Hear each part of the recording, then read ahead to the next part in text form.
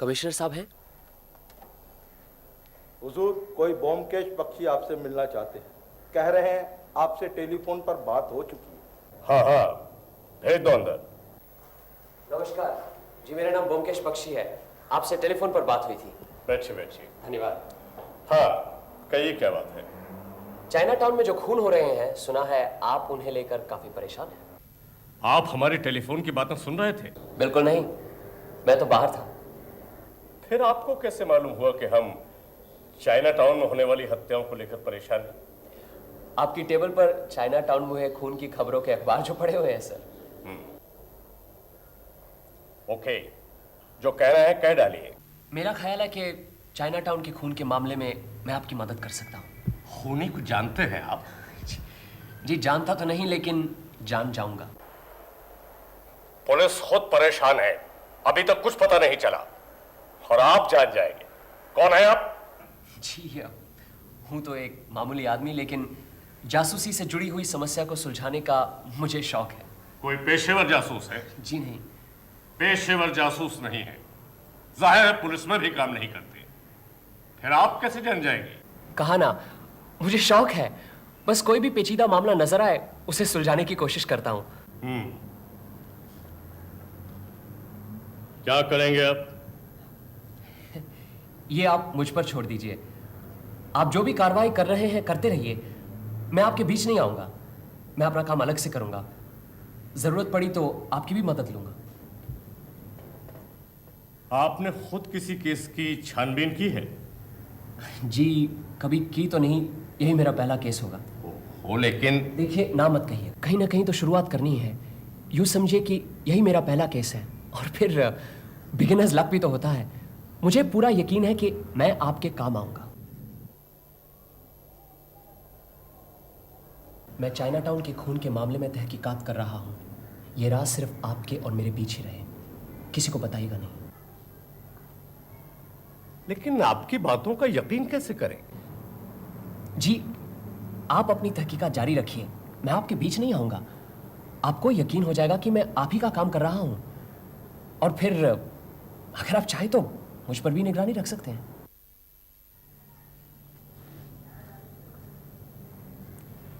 Okay young man, go ahead. Wish me good luck sir. Good luck. Byomkesh Bakshi. Good luck Byomkesh Bakshi.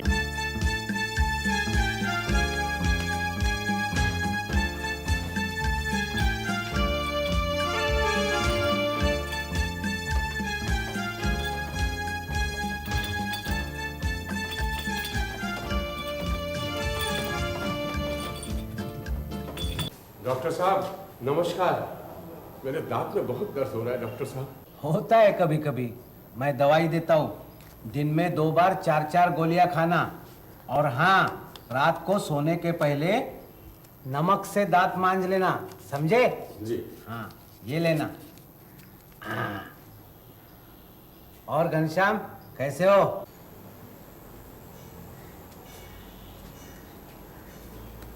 अनुकूल बाबू doctor तो अच्छे हैं, कम से कम अपने लॉज के लोगों से दवाई का पैसा तो नहीं लेते। पैसा लेकर करेंगे वो क्या? न बीवी न बच्चे। ये अच्छी कही।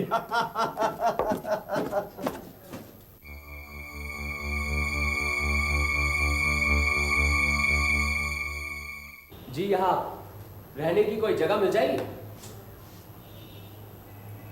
कहाँ से आए आप? यही कलकत्ते से रहने की जगह ढूंढ रहा हूँ, कहीं मिलती नहीं, सब फुल। सीजन के बीच में कहाँ मिलेगी? यहाँ भी नहीं है। यहाँ नजदीक कोई और लॉज है क्या? है 2-3, वहाँ भी मिलेगी कि नहीं कह नहीं सकता। वैसे यहाँ का पता आपको किसने बताया?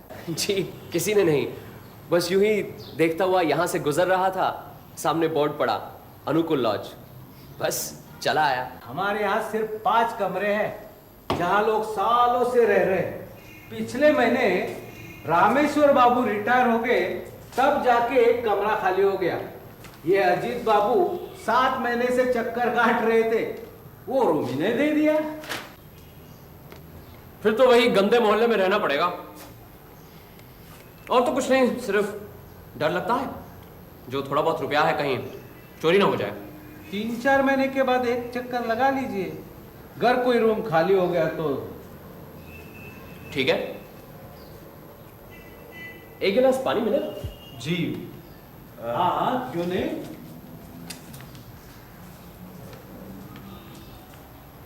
आपके ध्यान में है कोई जगह? नहीं, कोई खास जगह तो नहीं।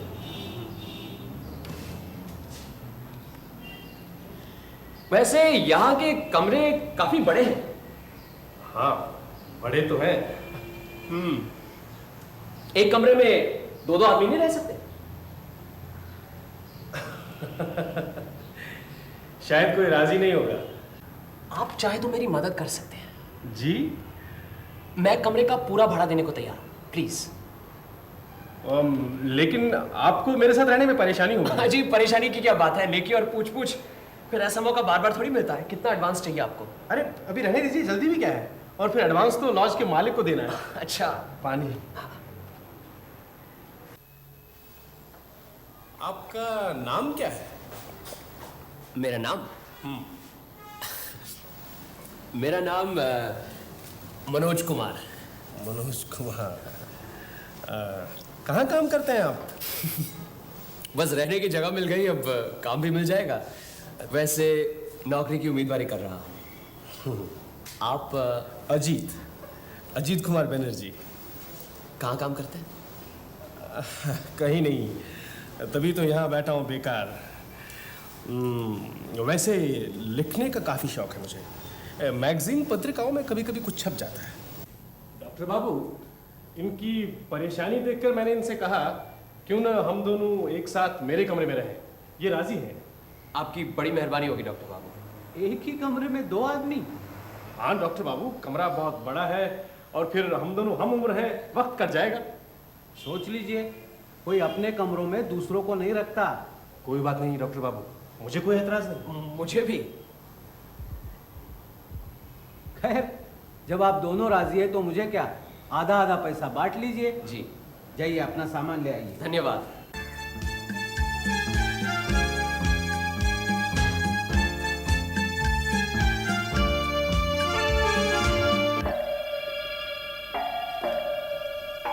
कोई पहचानता है इसे? चलो पंचनामा बनाओ।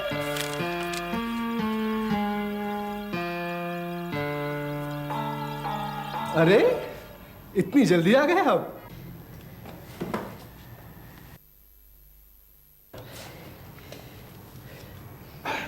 अभी अभी देखा है, नीचे किसी गरीब का खून हो गया।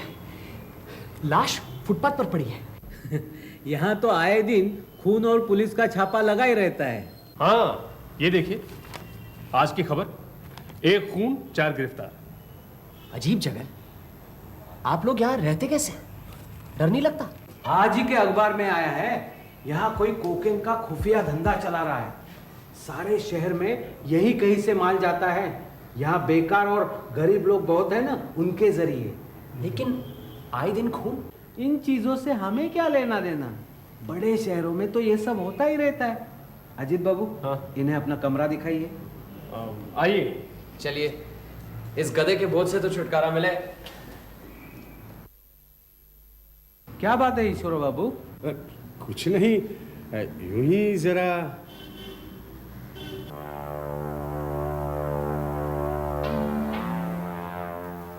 आओ, ये कमरा मेरा है। यहाँ एक और खाट डलवा देंगे। आप तो यहाँ 1 महीने से रह रहे हैं। हाँ, यहाँ तो अक्सर खून होते रहते हैं। कभी कुछ देखा है? नहीं। आपकी इस खिड़की से तो नीचे सब साफ नजर आता है। यहीं पे तो देखा सुबह कोई मरा पड़ा है। होगा, हमें तो सब कुछ अखबारों से पता चलता है। अच्छा मनोज बाबू, यहाँ दोपहर का खाना सिर्फ मैं खाता हूँ, बाकी सब लोग 10 बजे तक खा पी कर ऑफिस चले जाते हैं। आप कब खाना चाहेंगे? आज सुबह के खून को लेकर अब तक 4 खून हो चुके हैं। आपको तो लगता है हमसे ज्यादा मालूम है। खैर, शाम को 8:30 बजे सभी लोग इकट्ठा खाते हैं, यही यहाँ का नियम है। अच्छा, आपके मन में कभी कोई दिलचस्पी नहीं पैदा हुई? खूनी कौन है, उसका मकसद क्या है? नहीं तो, लेकिन आप क्यों इतना परेशान हो रहे हैं? सचमुच डर गए क्या? नहीं नहीं, यहाँ वैसे कितने लोग रहते हैं? हम 5 और आप छठे हुए। सबसे पुराना कौन है? मेरे अलावा यहाँ सभी लोग 6-7 साल से रह रहे हैं। आज रात को खाने की टेबल पर सबसे परिचय होगा। अच्छा। ये नौकर के लिए घंटी है। आज आपको कहीं जाना तो नहीं? नहीं, कहीं खास नहीं। क्यों? नहीं, जरा मुझे जाना है, मेरी पब्लिशर से अपॉइंटमेंट है। अच्छा अच्छा। गोपी, आओ। गोपी, ये हमारे नए बाबू हैं, मनोज बाबू। नमस्कार बाबूजी। नमस्कार। आज से ये यहीं रहेंगे, यहाँ एक खाट और लगवा देना। जी। और सुनो, आज ये दोपहर का खाना मैं यहाँ नहीं खाऊंगा। वो खाना आपके लिए यहीं ले बाबूजी? नहीं, मैं वहीं आ जाऊंगा। सब लोग चले गए? जी, सिर्फ वो 2 नंबर वाले बाबू सोए पड़े हैं, वो नहीं गए। 2 नंबर कौन? अरे वही ईश्वर बाबू, जो डॉक्टर के कमरे में आते आते चले गए। ठीक है बाबू, जाओ। जी बाबूजी, वो चाय ले आओ। अरे हाँ, चाय। नहीं नहीं, आपको जाना है ना? अरे कोई बात नहीं, मैं चला जाऊंगा। जाओ गोपी, 2 कप चाय जाओ। अच्छा, ऐसा करना, 2 नहीं 3 लाना, और 2 नंबर में हम वहीं जा रहे हैं। जी बाबूजी। चलो एक बार देख आते हैं ईश्वर बाबू को। अरे मुझे कुछ नहीं चाहिए, जाओ यहाँ से। ईश्वर बाबू, मैं हूँ अजीत। क्या काम है? आपसे मिलना है। गोपी चाय लेकर आया है। अरे कहाँ है गोपी? आ जाएगा अभी। नमस्कार। ये हमारे यहाँ नए आए हैं, मनोज बाबू। मेरे साथ ही रहते हैं। अरे चाय क्यों लेके आया? ये बाबू ने ऑर्डर दिया था। चलो चलो, अंदर रख दो, चलो।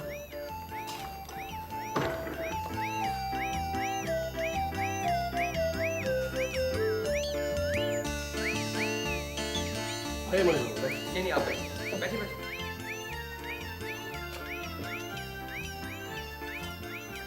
नहीं, मुझे चाय नहीं चाहिए। अच्छा ला लो। क्या बात है ईश्वर बाबू? नीचे से डॉक्टर बाबू को बुलाऊं, या आप कहें तो बाहर से डॉक्टर घोष को बुलाता? नहीं नहीं, उसकी कोई जरूरत नहीं है। नहीं, आज सुबह भी आप कुछ घबराए हुए थे। घबरा तो सुबह मैं भी गया था। आज पहला दिन है। सुबह आते ही देखा लॉज के बाहर लाश पड़ी हुई।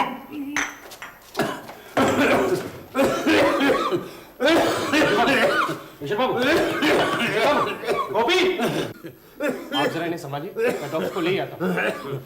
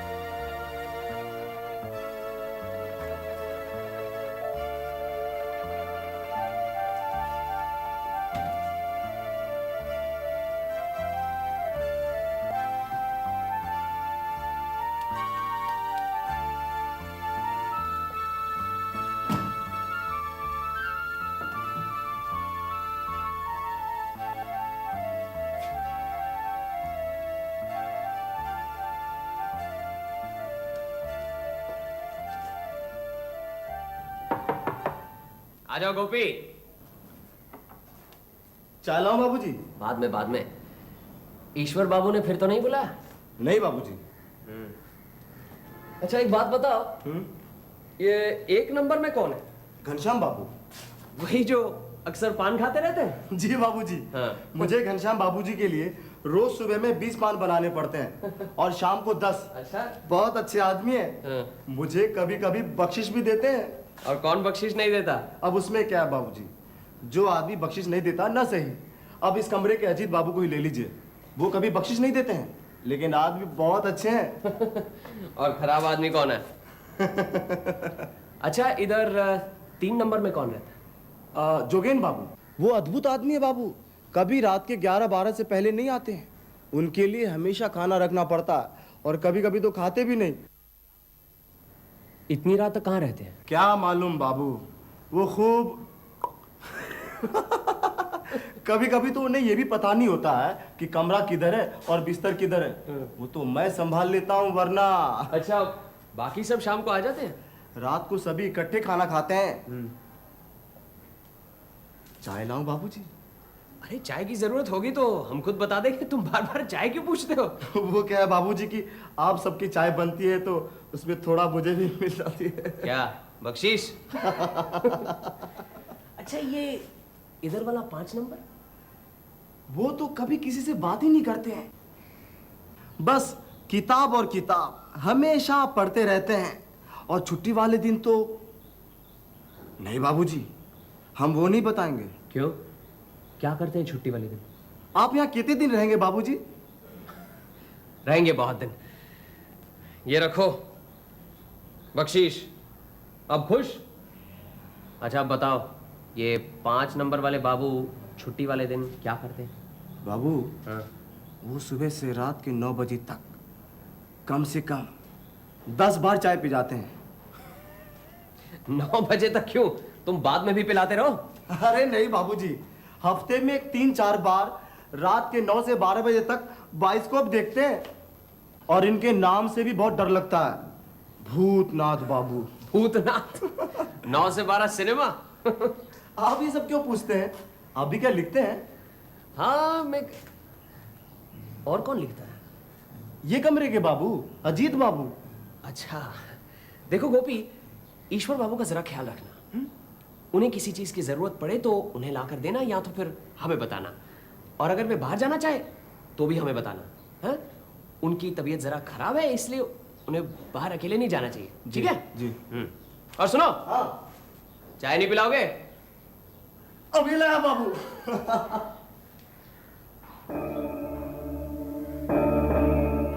ये क्या कर रहे हैं आप? इधर आइए, बैठ जाइए। बैठिए बैठिए।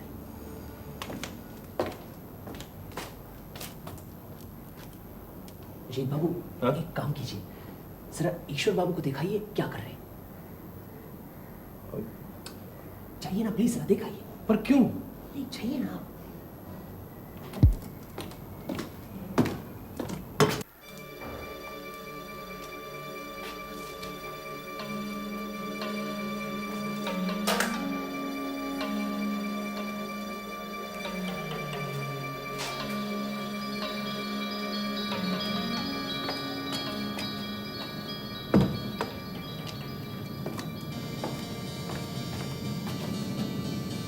क्यों, ईश्वर बाबू अपने कमरे में नहीं मिले ना?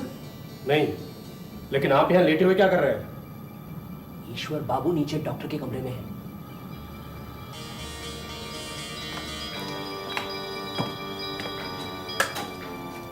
तो फिर आपने मुझे ईश्वर बाबू के कमरे में क्यों भेजा है? पक्का करना चाहता था वही है कि कोई और है। इधर आइए, आप मेरी जगह पर लेटिए, आपको सब पता चल जाएगा। कभी कभी नींद ना आने पर ऐसा हो जाता है। मैं दवाई देता हूँ, खाकर सो जाइए। क्या बात है? ईश्वर बाबू इतने परेशान क्यों हैं? मामला गड़बड़ है। क्या गड़बड़?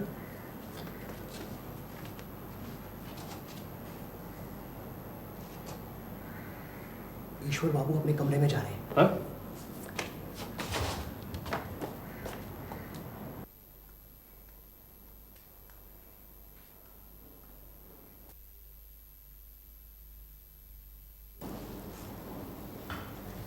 ये लो बाबू, करम है।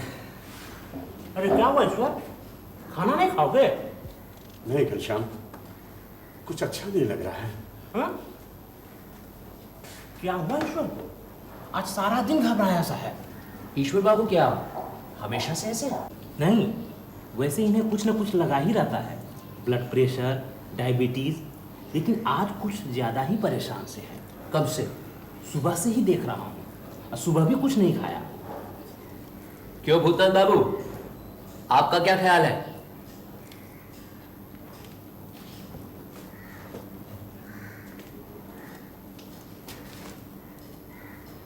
ये ज्यादा किसी से बातचीत नहीं करते। अजीत, अजीत, अजीत उठो, ईश्वर बाबू दरवाजा नहीं खोल रहे। उठो, चल, चल,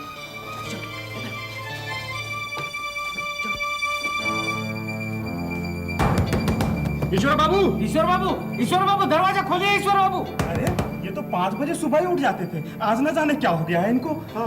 मेरे ख्याल से दरवाजा तोड़ देना चाहिए। हाँ? क्यों ना पुलिस को खबर दी जाए? अरे पहले देख तो लीजिए क्या बात है, शायद इन्हें पहले डॉक्टर की जरूरत पड़े। तोड़ दो दरवाजा। हाँ चल, चलिए चलो। ईश्वर बाबू करीबन 7 साल से हमारे लॉज में रहते थे। हर एक से उनका बर्ताव अच्छा था, कोई भी उनका दुश्मन नहीं था। लॉज का 1 रुपया भी बाकी नहीं रखा था, ना किसी से उधार लेते थे। पिछले 1 साल से वो डायबिटीज के मरीज थे, मैं ही उनका इलाज करता था। कल रात को वो कुछ ज़्यादा ही परेशान थे। रात को जब वो मेरी डिस्पेंसरी में आए तो बहुत डरे हुए थे, लेकिन बता नहीं पा रहे थे कि क्या बात है। मैंने सोचा रात में उन्हें आराम करने दूं, सुबह देख लूंगा। लेकिन आप क्या समझते हैं, उन्होंने आत्महत्या की? मैं तो यही समझता हूँ। मैं नहीं समझता, मुझे पूरा यकीन है कि उनकी हत्या की गई है। कैसे?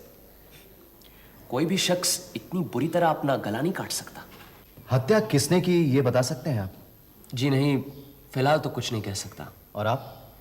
ऐसी हालत में बड़ा ही मुश्किल है कहना कि हत्या करने की वजह बता सकते हैं? जी नहीं, डॉक्टर बाबू ने अभी आपको बताया कि ईश्वर बाबू डायबिटीज के मरीज थे। अब ऐसे मरीज को रात में अक्सर पेशाब करने जाना पड़ता है, इसी तरह वो दरवाजा खोल के बाहर गए होंगे और हत्यारा अंदर घुस आया होगा। बहुत मसरूफ नजर आ रहे हैं अनुकुल बाबू, क्या नई दवाइयां हैं? हाँ, जर्मनी से आई है। हम ईश्वर बाबू के मौत के बारे में कुछ मशवरा करने आए हैं। अच्छा हो गया आप लोग आ गए, मेरी भी यही इच्छा थी। अब आप ही बताइए घनश्याम बाबू, क्या किया जाए? ईश्वर बाबू तो आपके करीबी दोस्त थे। मैं क्या बताऊं, मेरी तो कुछ समझ में नहीं आ रहा, इसीलिए तो हम लोग आपके पास आए हैं। मेरे दिमाग में 3-4 बातें घूम रही हैं। क्या? पहली बात ये कि क्या ये हत्या लॉज के बाहर के किसी आदमी ने की है? मुझे ऐसा नहीं लगता, क्योंकि लॉज का दरवाजा रात को 9 बजे बंद हो जाता है और ईश्वर बाबू की मौत रात 11 बजे के बाद हुई है। अच्छा, मान लो कि बाहर का कोई आदमी आ गया हो और हत्या उसने की, लेकिन जिस तरह की हत्या हुई है, क्या ईश्वर बाबू चिल्लाएंगे नहीं? आप लोगों में से किसी ने उन्हें चीखते सुना? नहीं, चीख तो कोई नहीं सुनी। इसीलिए मैं समझता हूं कि बाहर का कोई आदमी नहीं हो सकता। अब रहे लॉज में रहने वाले, आप लोग सब तो पुराने रहने वाले हैं, सालों से रह रहे हैं। मुझे तो ऐसा लगता नहीं है कि आप में कभी कोई मारपीट हुई हो, और फिर ये तो हत्या का सवाल है। हाँ, सिर्फ मैं नया हूं, कहीं मुझ पर तो शक नहीं? नहीं, उस रात ये मेरे साथ मेरे कमरे में थे, और फिर ये क्यों ईश्वर बाबू की हत्या करेंगे? एक और बात है, हमें मालूम है हमारे मोहल्ले में कोकिन का धंधा चल रहा है, लेकिन इसका सरदार कौन किसी को नहीं पता। हाँ, अखबार में तो यही कुछ छपता रहता है। मुझे अब ये लग रहा है इस धंधे का सरदार ईश्वर बाबू थे।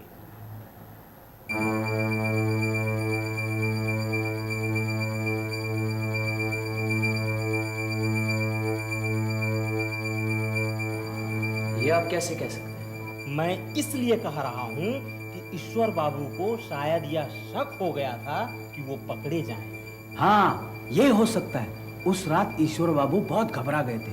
हो सकता है इसी डर से कि कोई उन्हें पहचान गया है और उनका पर्दाफाश जल्द होने वाला है। इसी घबराहट से वो अपना संतुलन खो बैठे और उन्होंने खुदकुशी कर ली।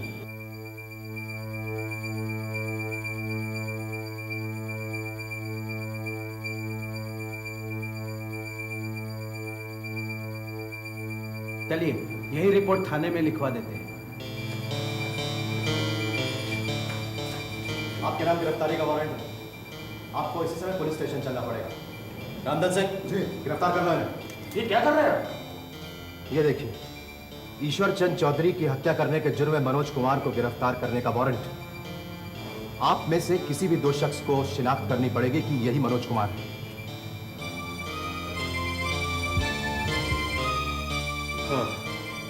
चलिए पुलिस स्टेशन। इसकी कोई जरूरत नहीं, मैं खुद ही चलता हूँ। घबराओ मत अजीत, जल्दी वापस आ जाऊंगा। चलिए। ये देखो क्या सोच रहे थे और क्या हो गया।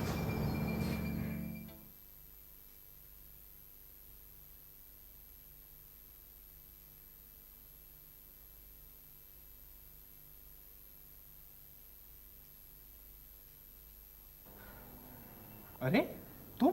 हाँ मैं। पुलिस ने काफी परेशान किया, बड़ी मुश्किल से छूट के आ रहा हूं। तुम कहाँ जा रहे हो? वकील के पास। मेरे लिए? हाँ, नहीं तो मुझे क्या जरूरत पड़ी किसी वकील की?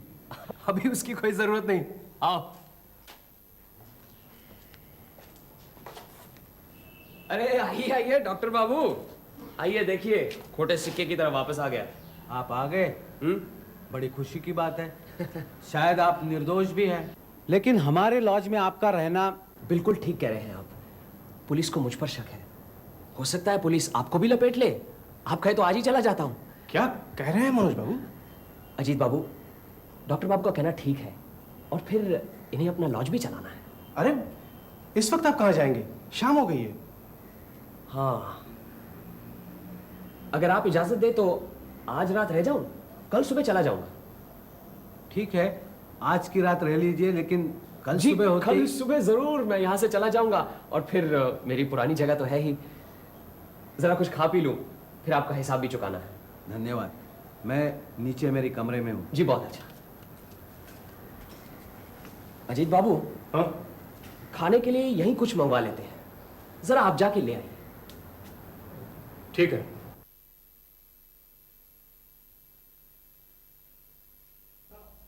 बैठिए। और ये रही आपकी आज तक की रहने की रिसीप्ट। डॉक्टर बाबू, कल से बिल्कुल सोया नहीं। आज खाने के बाद जरा लेटा तो नींद आ गई, उठा तो सर दर्द बढ़ता ही जा रहा है। सोचा कि हिसाब के साथ साथ आपकी दवाइयों का भी इम्तिहान ले लूं। हाँ हाँ, क्यों नहीं। बदहजमी से सरदर्द हुआ है, मैं अब भी दवाई देता हूँ।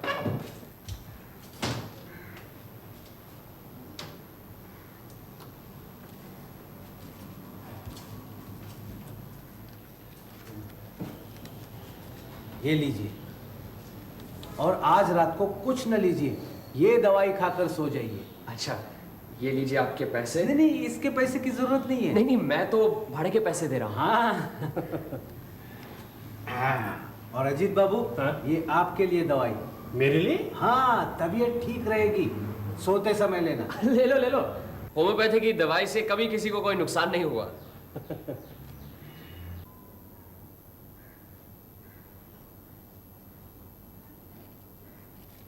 ये दवा लेने की जरूरत नहीं, और ये रही मेरी पुड़िया, रख दो वहां पे। अब 9 बजे हैं। तुम सो जाओ, 1 बजे से पहले कुछ नहीं होने वाला। वक्त आने पर तुम्हें जगा दूंगा। लेकिन बात क्या है? बहुत कुछ, बस जैसा मैं कहूं वैसा करते जाओ। ये चादर पकड़ो।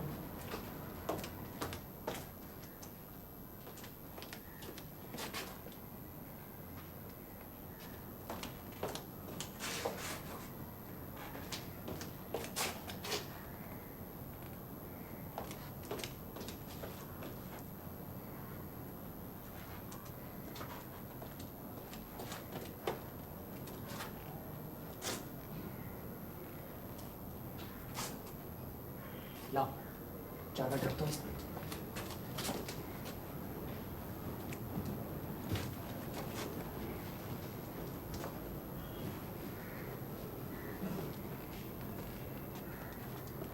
ये मैं सो रहा हूं, तुम अपनी जगह पर ही सोना। और ये अपने पास रखो, अगर जरूरत पड़े तो। हाँ? ये क्या कर रहे हो?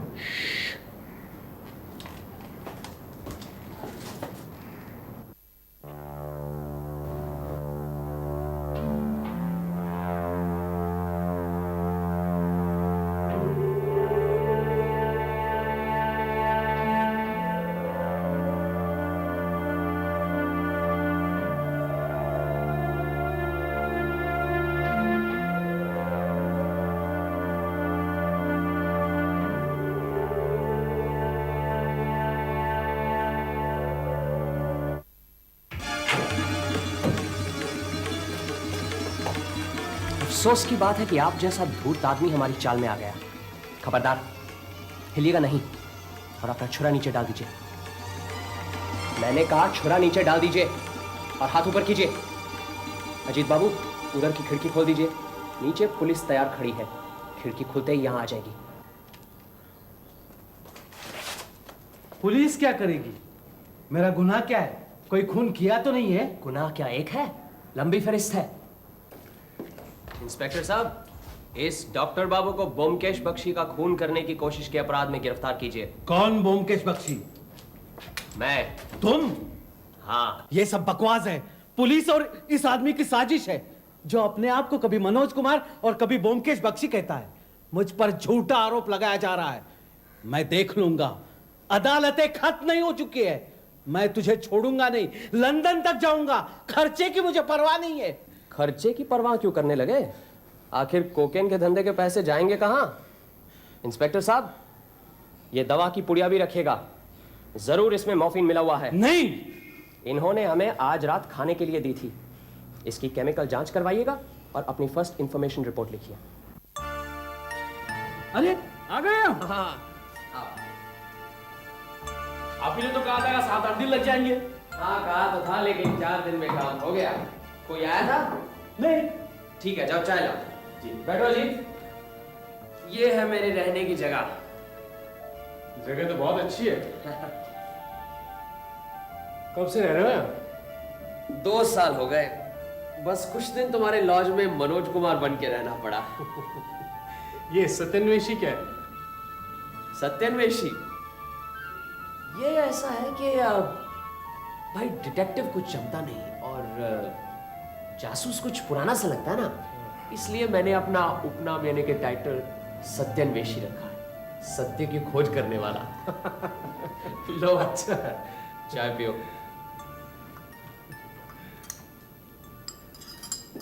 तुम्हारे मोहल्ले में आए दिन खून होने की वजह से अखबारों में काफी टिक्का टिप्पणी चल रही थी। इसी सिलसिले में चाइना टाउन में मैंने 2-3 चक्कर लगाए, इधर उधर तहकीकात की और 2 जगह चुन ली। एक तो रॉयल बंगाल बोर्डिंग हाउस, दूसरा अनुकूल लॉज। पहले तुम्हारे लॉज में आकर रहा, सोचा कि पूरे मोहल्ले की छानबीन यहीं से करूंगा। तब भी थोड़ा सा शक था कि शायद दुश्मन का अड्डा यही लॉज है। फिर उस रात जब ईश्वर बाबू की हत्या हुई, तब मुझे पूरा यकीन हो गया कि कातिल डॉक्टर बाबू ही है। कैसे? उस रात करीबन 3 बजे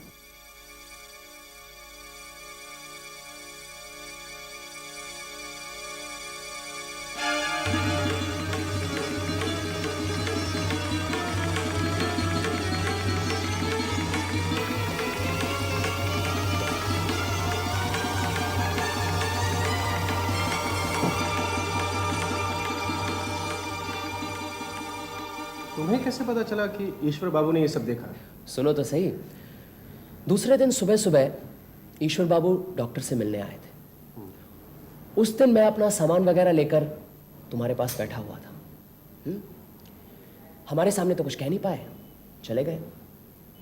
दफ्तर से लौटने के बाद डॉक्टर से मिलने का मौका ढूंढ रहे थे। आखिर मौका मिला रात को। उस समय मैं हमारे कमरे के फर्श पर लेटा बातें सुन रहा था। कल रात करीबन 3 बजे मैंने अचानक अपनी कमरे की खिड़की से देखा कि आप किसी का खून कर रहे हैं। मैं तो हक्का बक्का रह गया। कहीं ये सब गलत है, वो आप नहीं थे। आप बहुत परेशान लग रहे हैं ईश्वर बाबू, जाइए आराम कीजिए। नहीं डॉक्टर बाबू, कहिए आपने हत्या नहीं की, वो आप नहीं थे, तभी मुझे शांति मिलेगी। नहीं नहीं, वो मैं नहीं था। लेकिन मैंने ऐसा क्यों देखा? आप बहुत घबरा गए ईश्वर बाबू, कभी कभी नींद ना आने पर ऐसा हो जाता है। मैं दवाई देता हूँ, खाकर सो जाइए, और कल सुबह तबीयत ठीक न लगे तो मुझे बताइए। हाँ, जाइए अभी। फिर ईश्वर बाबू कमरे में आकर सो गए। करीबन आधी रात या उसके बाद कुछ ऐसा हुआ होगा।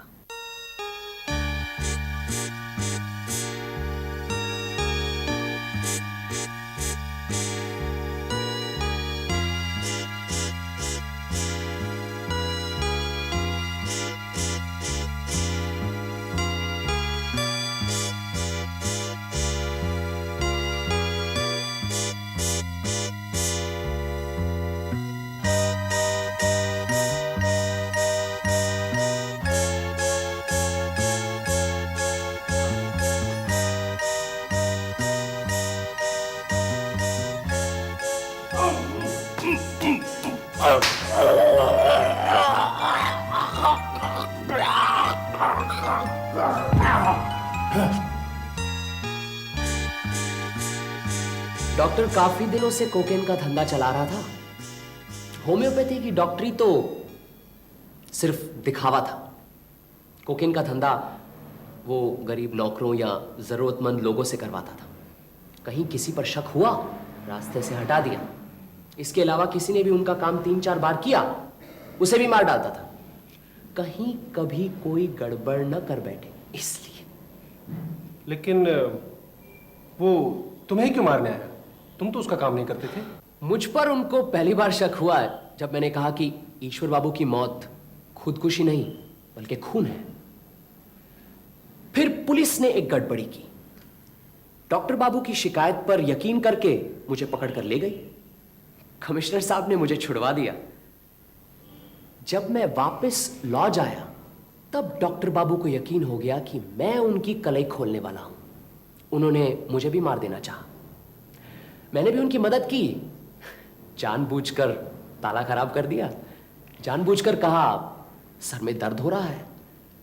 डॉक्टर बाबू मेरी चाल में आ गए। उन्होंने मॉर्फिया का पाउडर दिया मुझे खाने के लिए ताकि मैं सोता रहूं। उन्होंने समझा खुले दरवाजे से आकर बिल्कुल ईश्वर बाबू की तरह मुझे भी मार देंगे। बाकी तो सब तुम्हें मालूम ही है। कमाल कर दिया तुमने मनोज। Oh sorry Byomkesh. अच्छा, अब मैं चलता हूँ। कहाँ जा रहे हो? वही लॉज, और कहाँ? अब तो तुम्हें वो लॉज छोड़ना पड़ेगा। मैं तो कहूंगा यहीं आ जाओ मेरे साथ। मैंने तुम्हें लॉज में रहने दिया, वो कर्जा चुका रहे हो? ऐसी बात नहीं है। कुछ दिन तुम्हारे साथ रहकर ऐसा लग रहा है कि अकेले कुछ अच्छा नहीं लगेगा। सच? बिल्कुल सच। फिर तो मैं अपना सामान लेकर यहीं आता हूँ। साथ मेरा सामान भी ले आना, वहीं पड़ा है।